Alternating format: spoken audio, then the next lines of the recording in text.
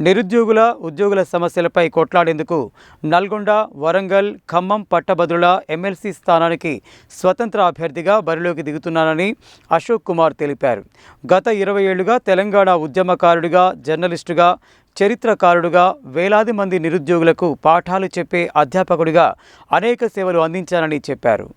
ఆదివారం స్థానిక SBR function హాల్లో ఏర్పాటు చేసిన మీడియా సమావేశంలో నల్గొండ, వరంగల్, ఖమ్మం పట్టభద్రుల ఎమ్మెల్సీ స్వతంత్ర అభ్యర్థి అశోక్ కుమార్ మాట్లాడుతూ వేల మంది పేద విద్యార్థులకు ఫీజుల్లో రాయితీలు ఇస్తూ విద్యను అందించానని, గత 10 సంవత్సరాలుగా నిరుద్యోగుల సమస్యలపై ప్రభుత్వాలను లెక్క చేయకుండా పోరాటం చేస్తున్నానన్నారు. దాని ఫలితంగా గత ప్రభుత్వంలో తనపై పదుల సంఖ్యలో క్రిమినల్ కేసులు పెట్టి వేధించిందని, చెంచల్గూడ జైల్లో పెట్టి అనేక ఇబ్బందులకు గురి చేశారన్నారు. ఆయన లెక్క చేయకుండా నిరుద్యోగుల గొంతుకగా నిలబడి కొట్లాడాలని, గ్రూప్ 1, గ్రూప్ 2 పరీక్షల నిర్వహణ విషయంలో నిరుద్యోగులకు జరిగిన అన్యాయాన్ని వ్యతిరేకిస్తూ వేల మంది నిరుద్యోగులతో కలిసి టీఎస్పీఎస్సీ ముట్టడించి కేసీఆర్ ప్రభుత్వాన్ని ఎండగట్టడం జరిగిందని, డిఎస్సీ వేయాలని, గ్రూప్ 2, గ్రూప్ 3లలో పోస్టులను పెంచాలని, పోలీస్ కానిస్టేబుల్ నియామకాలలో ఎత్తు తగ్గించాలని, జీవో నెంబర్ 46ను తొలగించాలని, గురుకుల ఉద్యోగాలను సంపూర్ణంగా నింపాలని, టెట్ నోటిఫికేషన్ వేయాలని డిమాండ్ చేస్తూ 5 రోజుల పాటు ఆమరణ నిరాహార దీక్ష చేసి నిరంతరం నిరుద్యోగుల పక్షాన నిలబడుతూ కేసులను లెక్క చేయకుండా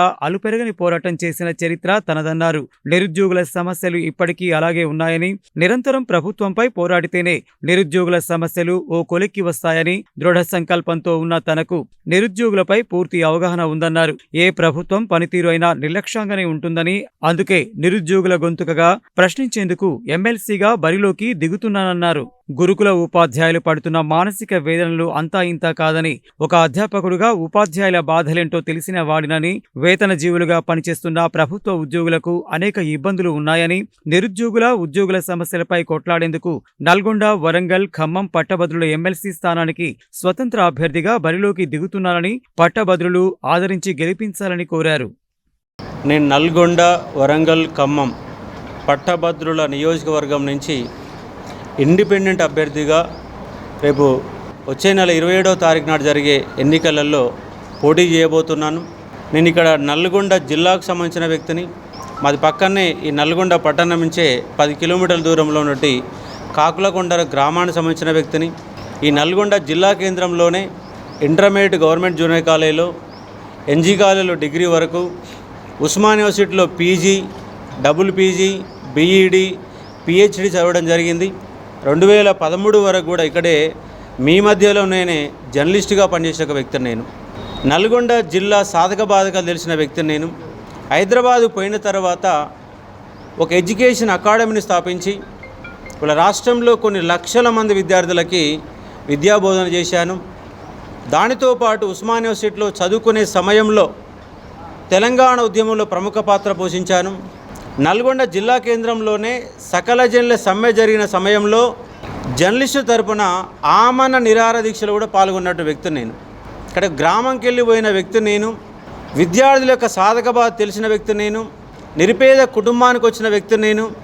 అలాంటి వ్యక్తిని హైదరాబాదు పోయి అశోక ఆన్లైన్ అకాడమీని స్థాపించి వాళ్ళ కొన్ని లక్షల మంది విద్యార్థులకి, 1,00,000 మంది విద్యార్థులకి తెలంగాణ చరిత్రని 1 రూపాయితో ఫ్రీగా అందజేశాను. 100 రూపాయలతో కూడా 1500 గంటల క్లాసెస్ని కేవలం 100 రూపాయలకు అందజేశాను. ఎందుకంటే ఒక పేదరికంలో ఉన్న విద్యార్థి యొక్క ఇబ్బంది ఏంటో నాకు తెలుసు. అదొకటే కాకుండా గత టీఆర్ఎస్ గవర్నమెంట్లో ఎన్ని సమస్యలు ఉన్నాయో అన్ని సమస్యలపైన కొట్లాడింది అశోక్ సార్.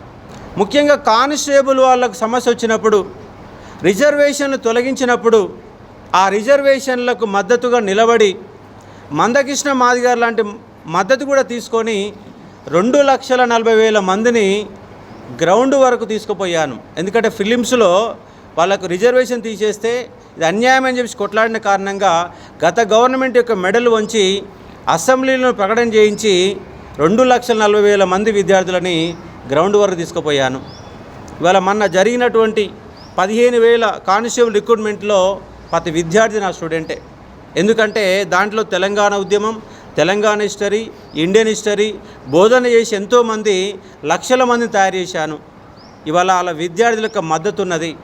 వాళ్ళే ప్రధానంగా డిమాండ్ చేశారు, మీరు కంపల్సరీగా ఎమ్మెల్సీగా పోటీ చేయాలి సార్ అని డిమాండ్ చేసిన కారణంగా ఇండిపెండెంట్ అభ్యర్థిగా ఏ పార్టీలతో సంబంధం లేకుండా అందరి వ్యక్తిగా టోటల్ నిరుపేద విద్యార్థులకు మద్దతుగా ఉద్యోగులకు మద్దతుగా వాళ్ళకి డిమాండ్ మేరకు వాళ్ళ పట్టభద్రుల నియోజకవర్గంకి వెళ్ళి పోటీ చేస్తూ ఉన్నాను.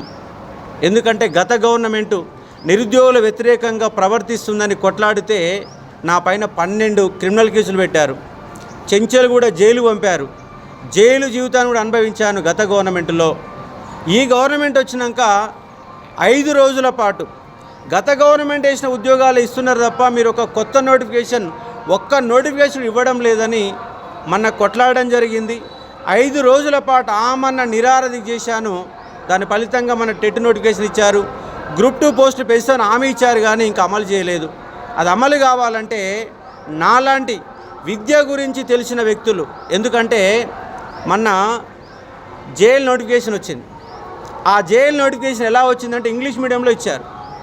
మరి గ్రామీణ ప్రాంత విద్యార్థులు చదువుకున్నదేమో తెలుగు మీడియంలో, నోటిఫికేషన్ ఇంగ్లీష్లో ఇచ్చేసి ఎగ్జామ్ మొత్తం ఇంగ్లీష్లో రాయాలని వాళ్ళు పరీక్ష పెడితే వాళ్ళ తరపున నిలబడి కొట్లాడి 5 లక్షల మంది గ్రామీణ ప్రాంత విద్యార్థులు తెలుగు మీడియంలో రాసుకునే విధంగా కొట్లాడి వాళ్ళకి తెలుగులో ఎగ్జామ్ పెట్టించాం. మన గ్రూప్ 1లో గత 10 సంవత్సరాలుగా నోటిఫికేషన్ రావడం లేదని 3 సంవత్సరాలు ఏజ్ రిలాక్సేషన్ కావాలని డిఎస్పీ ఉద్యోగాలకు ఏజ్ కోసం కొట్లాడిన అకాడమీలో మీటింగ్ పెట్టి నిరుద్యోగులందరూ జమ చేసి ప్రభుత్వంపై ఒత్తిడి చేస్తే 3 సంవత్సరాలు అదనంగా ఏజ్ రిలాక్సేషన్ ఇచ్చింది డిఎస్పీ ఉద్యోగాలకి. దాంతోపాటుగా డిఎస్పీలో హైట్ 167.6 ఇచ్చారు, కానీ ఐఏఎస్ లాంటి ఉద్యోగాలకి 165 ఉన్నది. ఇది పెట్టడం న్యాయ విరుద్ధం అని చెప్పేసి కొట్లాడితే గవర్నమెంట్ దిగొచ్చి 165కి తగ్గించి వాళ్ళ చాలామంది హైట్ తక్కువ ఉన్న వాళ్ళు కూడా గ్రూప్ 1 ఉద్యోగాలు రాసుకోవడానికి కారణమయ్యాను. మొన్న గురుకులాలకు సంబంధించి 9,200 ఉద్యోగాలు వేస్తే దాంట్లో 3,000 ఉద్యోగాలు మిగిల్చుకునే ప్రయత్నం చేసింది గవర్నమెంట్. ఇది విరుద్ధం అని చెప్పేసి మన ఆమరణ నిరారధిక చేశాను. దానితో పాటుగా కోర్టులో కూడా కేసు వేసినాం. కోర్టు మాకు అనుకూలంగా తీర్పిచ్చింది. రేపు మరొక 3,000 మందికి నిరుద్యోగులకు ఉద్యోగాలు రాబోతున్నాయి. ఈ గడ్డ మీదకి వెళ్ళిపోయి మీ మధ్యలో జర్నలిస్టుగా పనిచేసిన నేను ఒక అకాడమీని స్థాపించి ఒక ఫ్యాకల్టీగా మారి ఇవన్నీ సక్సెస్ సాధించాను. అందుకే నిరుద్యోగుల గురించి సంపూర్ణంగా అవగాహన కలిగిన వ్యక్తిని. రేపు కనుక నేను పట్టభద్రుల నియోజకవర్గంకి వెళ్ళి నిరుద్యోగులందరూ నన్ను గెలిపిస్తే కంపల్సరీగా వాళ్ళకి అందుబాటులో ఉంటాను. ఎందుకంటే నాకు అవగాహన ఉంది. కాబట్టి ఏ పార్టీకి సంబంధం లేకుండా ఇండిపెండెంట్గా వాళ్ళ విద్యార్థుల మధ్యకు వచ్చాను. ఎందుకంటే నేను ఒక సైన్యాన్ని ఏర్పాటు చేసుకున్నాను, విద్యార్థులనే సైన్యాన్ని ఏర్పాటు చేసుకున్నా. ఆ సైన్యమే మనల్ని రక్షిస్తుంది. ఆ సైన్యాన్ని తయారు చేసుకొని రేపు ప్రభుత్వానికి యుద్ధంగా పోతాం. రాబోయే తరాల వాళ్ళకి మంచి విద్యను అందజేయడానికి నేను ఉన్నతంగా ప్రయత్నం చేస్తానని ఈ యొక్క మీడియా సాక్షిగా వాళ్ళకి హామీ ఇస్తూ ఉన్నాను. మరి ఇవాళ 75 సంవత్సరాల స్వతంత్ర భారతదేశంలో మరి ఆంధ్రప్రదేశ్లో తర్వాత తెలంగాణ సొంత రాష్ట్రంలో ఇవాళ నిరుద్యోగ యువకులు ఏదో ఒక రకంగా మరి తమ యొక్క ఓటు హక్కును వినియోగించుకున్నారు.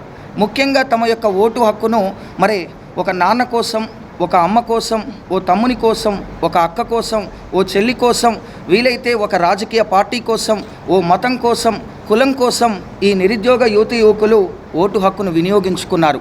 కానీ మొట్టమొదటిసారిగా ఒక నిజాయితీ కలిగినటువంటి వ్యక్తికి ఓటేయమని చెప్పేసి అడుగుతున్నాం. మరి నిరుద్యోగుల పక్షాన మరి నిలబడ్డటువంటి పాలకూరి అశోక్ సారికి ఓటు వేయమని చెప్పేసి అని మొట్టమొదటిసారిగా అడుగుతున్నాం. మరి ఇవాళ సొంత రాష్ట్రంలో తెలంగాణ రాష్ట్రం వస్తే ఒక 4 లక్షల మందికి ఉద్యోగాలు వస్తాయి, ఇంటికొక ఉద్యోగం వస్తుంది అని చెప్పేసి అని కొన్ని రాజకీయ పార్టీలు ఇవాళ ఆశ చూపించినాయి. కానీ ఇవాళ నిరుద్యోగులు ఇవాళ డిగ్రీలు పూర్తి చేసి, పీజీలు పూర్తి చేసి, పిహెచ్డీలు పూర్తి చేసి ఇవాళ ఉస్మానియా యూనివర్సిటీ, కాకతీయ యూనివర్సిటీ అనేక యూనివర్సిటీలలో మరి అక్కడే ఉంటూ ఇంటికి రాకుండా తల్లిదండ్రులకు వారి యొక్క ముఖాలను చూపించకుండా, పెళ్ళిళ్ళు చేసుకోకుండా ఇవాళ వారి యొక్క జీవితాలను, ముఖ్యంగా వారి యొక్క ఆశలు మరి ఆవిరైపోయేటటువంటి విధంగానే ఇవాళ రాజకీయ పార్టీలు, అధికారంలో ఉన్నటువంటి పార్టీలు చేస్తూ ఉన్నాయి. ముఖ్యంగా శాసన మండలి, శాసన పరిషత్తులో ఒక నిరుద్యోగుల పక్షాన సరి అయినటువంటి మాట్లాడే గొంతు కరువైపోయింది. అటువంటి సందర్భంలో నిరుద్యోగుల కోసం నేనున్నా అని చెప్పేసి ఇవాళ ముందుకొచ్చి నిరుద్యోగుల కోసం కొన్ని రోజులుగా, కొన్ని నెలలుగా ఇవాళ రాత్రి పగలు అనేటటువంటి తేడా లేకుండా పాలకూరి అశోక్ సారు ఇవాళ కష్టపడుతూ ఉన్నాడు. వాళ్ళ పక్షాన నిలబడి సరి అయినటువంటి విద్యను అందించడంలో కానీ, సరి అయినటువంటి విధంగా ఉపాధి కల్పించడంలో కానీ వారి పట్ల నిలబడ్డాడు. ఇవాళ పోలీసు లాఠీలకు కానీ, కానీ పోలీసు తూటాలకు కానీ ఇవాళ జైలు గోడలకు కూడా భయపడకుండా వారు అనునిత్యం నిరుద్యోగులకు జరుగుతున్నటువంటి అన్యాయం మీద పోరాడుతూ ఉన్నాడు. ఇవాళ చట్టసభల్లో ఇటువంటి వ్యక్తి కనుక ఉన్నట్లయితే తప్పనిసరిగా అధికారంలో ఉన్నటువంటి ఏ పార్టీ అయినా సరే ఉద్యోగ నోటిఫికేషన్లు ఇవ్వడానికి తప్పకుండా సుముఖత చూపిస్తుంది.